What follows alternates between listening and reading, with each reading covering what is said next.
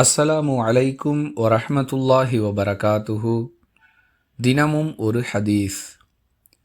நோன்பு என்பது மனிதனை பாவங்களிலிருந்து பாதுகாக்கக்கூடிய கேடயமாகும்.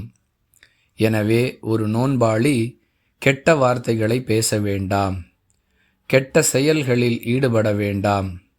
யாராவது அவரிடம் சண்டைக்கு வந்தால் அல்லது அவரை திட்டினால் நான் நோன்பாளி என்று 2 முறை கூறிவிடட்டும் என்று அல்லாஹுவின் தூதர் ஸல்லல்லாஹு அலைஹி வஸல்லம் அவர்கள் கூறியதாக அபூ ஹுரைரா ரலியல்லாஹு அன்ஹு அவர்கள் அறிவிக்கிறார்கள்.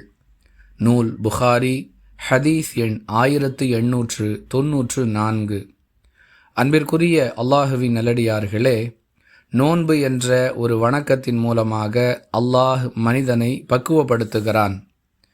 அப்படிப்பட்ட பக்குவத்திற்குரிய பயிற்சி காலங்களில் ஒருவன் பக்குவமில்லாமல் நடப்பது மேலும் அவனை வழிகேட்டை நோக்கி அழைத்து சென்றுவிடும். எனவே அந்த பயிற்சியை முறையாக பயன்படுத்தி கொள்ளும் நோக்கில் அந்த பயிற்சி காலத்தில் மனிதன் தன்னை பக்குவப்படுத்துவதற்குரிய செயல்களில் ஈடுபட வேண்டுமே தவிர அதற்கு மாற்றமான நடவடிக்கைகளில் ஈடுபடக்கூடாது என்பதை உணர்த்தும் விதமாக இந்த அறிவுரை அமைந்திருக்கிறது. நோன்பாளியாக இல்லாத நேரத்தில் ஒருவர் கெட்ட வார்த்தை பேசலாமா, கெட்ட செயல்களில் ஈடுபடலாமா என்றெல்லாம் சிலர் குதர்க்கமாக கேள்வி கேட்பார்கள்.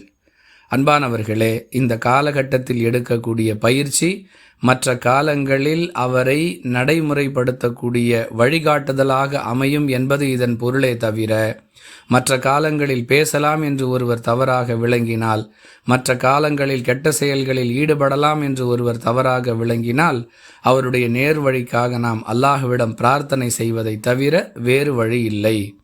புரிந்து நடந்து கொள்வோம். வாஹிரு தஅவானா அனில் ஹம்துலில்லாஹி ரப்பில் ஆலமீன். அஸ்ஸலாமு அலைக்கும் வரஹ்மத்துல்லாஹி வபரகாத்துஹு.